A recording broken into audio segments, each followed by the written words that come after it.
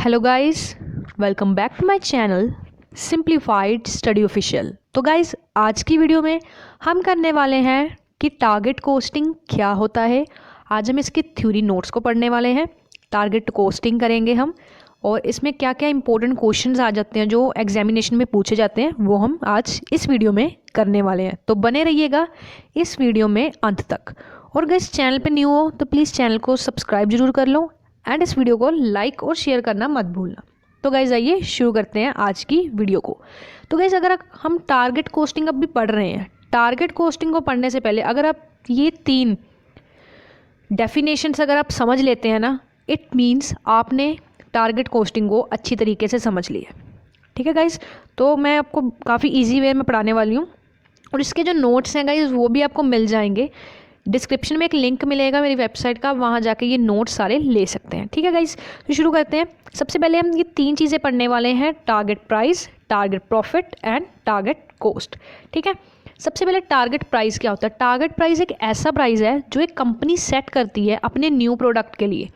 जब अपनी एक कंपनी है, उसने एक न्यू प्रोडक्ट लॉन्च किया, मान लो उसका उसने सेलिंग प्राइस रखा 100 रुपये पर यूनिट के हिसाब से। अब वो जो 100 रुपये है, जो वो सेलिंग प्राइस है, वो है टारगेट सेलिंग प्राइस, क्योंकि उन्होंने टारगेट किया कि वो उतना सेलिंग प्राइस रखेंगे अपने न्यू प्रोडक्ट का। टारगेट सेलिंग प्राइस को रखते समय कुछ फैक्टर्स हैं जिसे हमें अपने माइंड में रखना होता है। तो ये हमारे बेसिकली ये 4 फैक्टर्स आ जाते हैं। तो 4 फैक्टर्स कौन कौन से हैं? सबसे पहला है गाइस डिज़ाइन स्पेसिफिकेशन, जो हमारे कस्टमर रिक्वायरमेंट के अकॉर्डिंग होता है। उसके बाद आ जाएगा कॉम्पिटिटिव कंडीशंस। फिर आ जाएगा हमारा मार्केट शेयर, कि कंपनी का मार्केट शेयर ऑब्जेक्टिव कितना है, कस्टमर की क्या एक्सपेक्टेशन है हमसे, कैसा वो प्रोडक्ट चाहते हैं। इन फैक्टर्स को हम मद्देनज़र रखते हुए हम अपना जो टारगेट प्राइस है उसे क्या करते हैं, सेट करते हैं। नेक्स्ट डेफिनेशन हमारी आ जाती है टारगेट प्रॉफिट की। टारगेट प्रॉफिट अभी हमने पढ़ा, क्या पढ़ा हमने? Target price. ठीक है, अब हम जो वो टारगेट सेलिंग प्राइस रख रहे हैं अपने न्यू प्रोडक्ट का, उसमें हमारा कुछ प्रॉफिट भी तो होगा। जैसे मैंने आपको बताया, आपने अपना टारगेट सेलिंग प्राइस रखा 100 रुपीज़। अब मान लो उसकी कॉस्ट पड़ती है 50 रुपये, हमें कितना प्रॉफिट हुआ? कितना प्रॉफिट हुआ हमें प्रॉफिट हुआ 50 रुपीज़ का। ठीक है, मान लो टारगेट प्रॉफिट वो प्रॉफिट है जो कंपनी चूज़ करती है कि हम इस अपने न्यू प्रोडक्ट पे ये इतना हम प्रॉफिट कमाएंगे। ठीक है, 100 रुपये का प्रोडक्ट है, मान लो उन्होंने 50% प्रॉफिट कमाना है, तो वो 50 रुपये प्रॉफिट कमाएंगे। अब नेक्स्ट डेफिनेशन हमारी आ जाती है टारगेट प्रॉफिट की, सॉरी टारगेट कोस्ट की। टारगेट कोस्ट क्या होता है? अगर आप टारगेट प्राइस और टारगेट प्रॉफिट को माइनस करोगे तो आपका क्या आ जाएगा? टारगेट कोस्ट आपका आ जाएगा। ठीक है गाइस, अब हमने समझ लिया target price, target profit and target selling price, और टारगेट कोस्ट हमने अभी समझा। ठीक है, अब हम पढ़ने वाले हैं टारगेट कोस्टिंग क्या होता है। इसके आपको क्वेश्चंस बता देती हूँ क्या क्या बनते हैं। इसका क्वेश्चन बनता है पहला, what do you mean by target costing, explain with the help of example and diagram. ठीक है, नेक्स्ट आ जाता है write a detail note on target costing. Next question आपका बनता है write a short note on target costing. Next आता है आपका what do you mean by target costing, how this technique help to control the costing. ठीक है, अब पढ़ते हैं टारगेट कोस्टिंग क्या होता है। अब गाइस, जो टारगेट कोस्टिंग है ना, ये लाइन आपको याद रखनी है। ये टारगेट कोस्टिंग है जो कोस्ट मैनेजमेंट का एक कॉन्सेप्ट है, और ये फर्स्ट ऑफ ऑल कहाँ पे इंट्रोड्यूस हुआ था? ये इंट्रोड्यूस हुआ था जापान में। ठीक है, ये कहाँ इंट्रोड्यूस हुआ था? जापान में इंट्रोड्यूस हुआ था। किसके द्वारा हुआ था? Toyota company. टोयोटा आज की हम अगर डेट में देखें, आप गूगल पे सर्च भी कर सकते हैं, टोयोटा कंपनी ये काफ़ी लीडिंग कार मैन्युफैक्चरिंग कंपनी है। ये जापान की कंपनी है, और इसने ही शुरू किया था हमारा टारगेट कोस्टिंग का प्रोसेस। जैसे ये गाड़ियाँ लॉन्च करती थी, तब ये कंपनी क्या करती थी? टारगेट कोस्टिंग के कॉन्सेप्ट को यूज़ करती थी, ताकि इनकी जो कॉस्ट है वो भी मिनिमाइज हो सके और ये प्रॉफिट भी अर्न कर सके अपने न्यू प्रोडक्ट पे। ठीक है, टारगेट कोस्टिंग काफ़ी वाइडली यूज़ की जाने लगी जापानीज़ कंपनी द्वारा 1970s के बाद और 1970 के बीच। ठीक है, टारगेट कोस्टिंग एक ऐसी टेक्निक है जिसमें हम अपने टारगेट कोस्ट रखते हैं और हमारा टारगेट प्रॉफिट देखते हैं। जैसे मैंने आपको बताया, जो 3 डेफिनेशंस बताई वही हमारी इंक्लूड होती हैं टारगेट कोस्टिंग में। ठीक है, इसका एक एग्जांपल बताती हूँ आपको, उससे आपको एकदम क्लियर हो जाएगा। ठीक है, ये रहा गाइस एग्जांपल। तो एग्जांपल देख लेते हैं। सबसे पहले देखो, एक कंपनी है एक्स लिमिटेड। ठीक है। एक्स लिमिटेड ने एक क्या किया, एक न्यू प्रोडक्ट क्या है लॉन्च किया, ठीक है। एक न्यू प्रोडक्ट एक्स लिमिटेड ने लॉन्च किया जिसका नाम उन्होंने रख दिया ए, ठीक है। आफ्टर कंसीडरिंग वेरियस फैक्टर को मद्देनजर रखते हुए उन्होंने क्या किया, टारगेट सेलिंग प्राइस सेट किया कितने का, 2500 रुपीज़, ठीक है। कितने रुपीज़ का सेट किया, 2500 रुपीज़ का उन्होंने टारगेट सेलिंग प्राइस है जो वो सेट किया पर यूनिट के हिसाब से।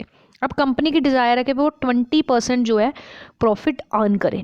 टारगेट सेलिंग प्राइस उनका कितना है, 2500। अगर हम 2500 का 20% लगाते हैं तो 500 हमारा प्रॉफिट आता है। अगर हम टारगेट कॉस्ट यहाँ से निकाल सकते हैं। टारगेट कॉस्ट का फॉर्मूला हमारे पास क्या होता है, target cost is equal to target market price per unit minus target profit per unit, ठीक है।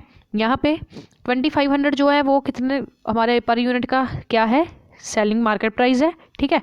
मार्केट प्राइस है ना हमारा 2500 और टारगेट प्रॉफिट है हमारा 20%। अगर हम 20% है हमारा किसका, 2500 का 20% निकाले तो हमारा आ जाता है 500, ठीक है।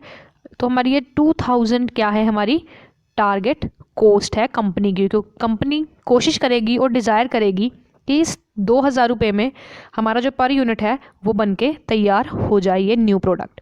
अब आ जाता है गाइस टारगेट कॉस्टिंग मॉडल, कि टारगेट कॉस्टिंग मॉडल क्या होता है ये हम पढ़ने वाले हैं, इसे ध्यान से समझना हमने। टारगेट कॉस्टिंग मॉडल में क्या क्या चीज़ें आ जाती हैं, सबसे पहले प्रोडक्ट का डिज़ाइन। जैसे मैंने आपको बताया, अगर हम टारगेट कॉस्ट या टारगेट सेलिंग प्राइस भी रख रहे हैं तो कुछ हम फैक्टर्स लेते हैं जिसके तहत हम अपना टारगेट सेलिंग प्राइस वो सेट करते हैं। तो यहाँ पे सबसे पहले हमारा आ जाता है product design, quality, features and function. Product का जो डिज़ाइन होगा, फीचर होंगे और फंक्शंस होंगे, ठीक है, उसके हिसाब से हम क्या करेंगे, टारगेट मार्केट का प्राइस रखेंगे, ठीक है।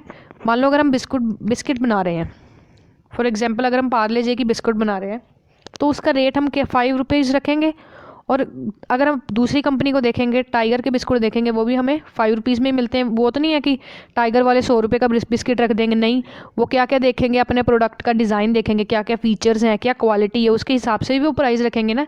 ये नहीं है कि उस एक कंपनी ने वही सेम प्रोडक्ट को 5 रुपये में बेच रही है और हम उसको 100 रुपये में बेच रही हैं, ऐसे नहीं हो सकता। तो हम प्रोडक्ट के डिज़ाइन और क्वालिटी के अकॉर्डिंग ही हम क्या करेंगे, अपना जो टारगेट मार्केट का प्राइस है वो रखने वाले हैं। उसके बाद मार्केट शेयर होना कितना है उसके हिसाब से ही हम रखेंगे हमारा market price, target market price जो मैंने अभी आपको बताया ऊपर।